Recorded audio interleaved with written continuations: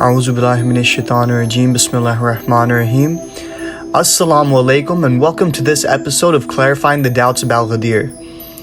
In this episode, we will review the topic regarding more than 100,000 companions that were present in Ghadeer and gave bay'ah to Imam Ali alayhi salam during the event of Ghadeer and congratulated him as the Mawla or Master of the Mu'mineen. But after the passing away of the Holy Prophet, peace be upon him, the question arises as to where these witnesses disappear and if they remain true to the bay'ah or pledge of allegiance to Mawla Ali, or if they had any objections when Imam Ali was not made the Caliph after the Prophet.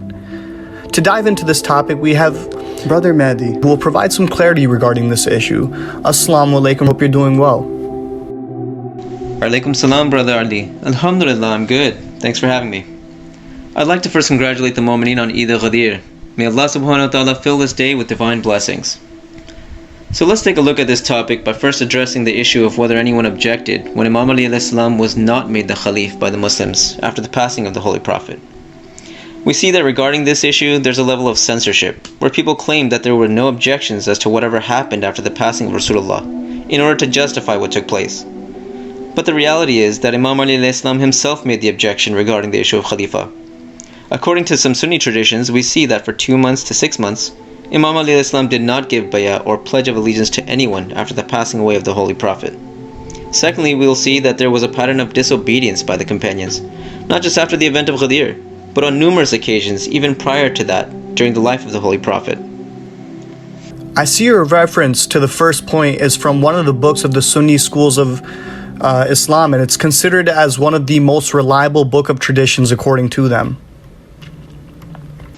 Yeah, and I'd like to make it clear that this is an academic discussion, and the references should be seen in an academic light. So based on this hadith, we can see that Imam Ali alayhi salam himself objected to give bay'ah to anyone else for a few months. So even after the Holy Prophet openly declared Amir al-Mu'mineen as his successor, his trustee, and Khalif after him, why is it that people don't accept this fact after he passed away? And why didn't they give bay'ah to Imam Ali alayhi salam? To answer this, let's refer back to my second point. There were instances in the past that show us that the Muslims didn't always follow through on the commands of the Holy Prophet in his lifetime. To elaborate, I'd like to bring up the incident of the Battle of Uhud, which took place during the lifetime of the Holy Prophet. And within this battle, we see that the Holy Prophet gave clear instructions to a group of Muslims to stay within a certain location and not move from their place, even if they see the Muslims winning the battle or losing the battle. In both circumstances, they were instructed to remain in their place. Okay, so this is actually really compelling. So what happened afterwards? So fast forward and we see that when the battle was close to being won, the group of companions moved from their place, and as a result of that, at least 70 Muslims were killed in the Battle of Uhud, due to the group not following the instructions of Holy Prophet. So based on this reference, we can note that some of the companions of the Prophet during his lifetime did not follow his instructions, and the result was devastating. So Muslims who do not follow the commands of the Prophet, then we see that it has a damaging effect to both the person himself and to the community of Muslims altogether. By default, there must be a damaging effect if someone does not heed the words of the Holy Prophet about the Vilayah of Imam Ali as well. Exactly. It definitely had a devastating effect, which we can clearly see when reviewing history. Another incident in history I want to bring up is Sulh Hudaybiyah, when Rasulullah gave some instructions to the Muslims. When they didn't carry out those instructions, the Holy Prophet was angry due to their disobedience. The reference of this is in the book of Ahl Sunnah, Amali ibn Bushran, volume 1, page 70. The Prophet said, "Why should I not feel angry when I had commanded the people to do something and they didn't carry out my commands?" We see that the consequences of going against the commands of the Holy Prophet result in his anger. I would like to draw a parallel to this with the command of the Holy Prophet for the people to follow Imam Ali after him. And if someone does not obey this clear command from the Prophet, then they are going against him and in fact being a cause of displeasure to Rasulullah.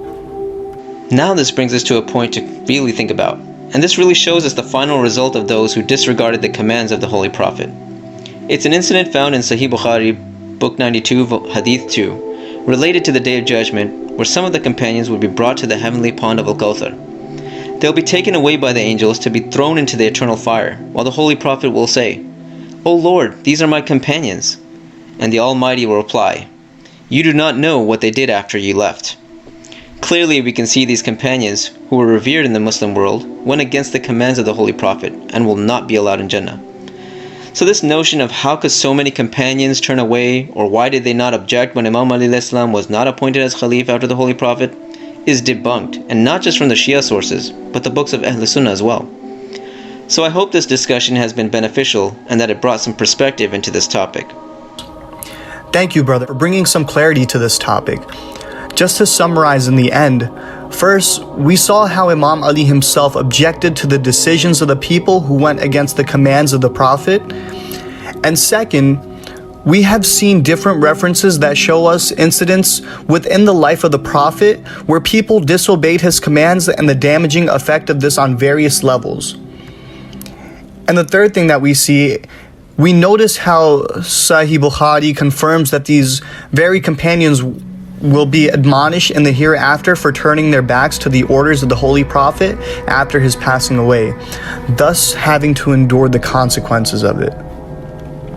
I hope this discussion has brought some clarity to this topic and how we must take the day of Ghadeer as a day of celebration, but also as a command of guidance from the Prophet.